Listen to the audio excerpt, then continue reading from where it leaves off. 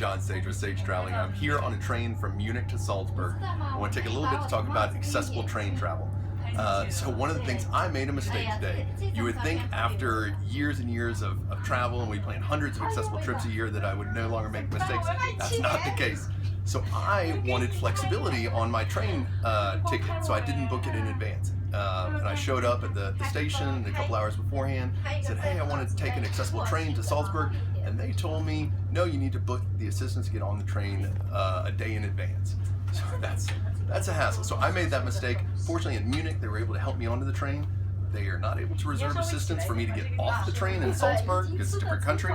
So it could be, we're gonna need my friends, including my sleeping friend here behind me, to help me get off the train. So that's one mistake. So just forewarning, when you try to do flexibility, it can come back to sort of bite you, and things can go wrong. So it's generally better to plan everything in advance.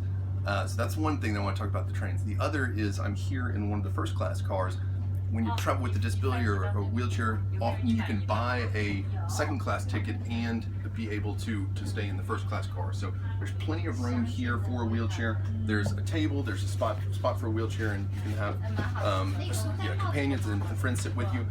This train, this is one of the high-speed trains between Munich and Salzburg, and it's really nice. So this is the accessible car, and if you turn around, this is the restaurant car right here. So easy, wide aisles to get to, no problem there. Okay, and then let me show you the bathroom over here.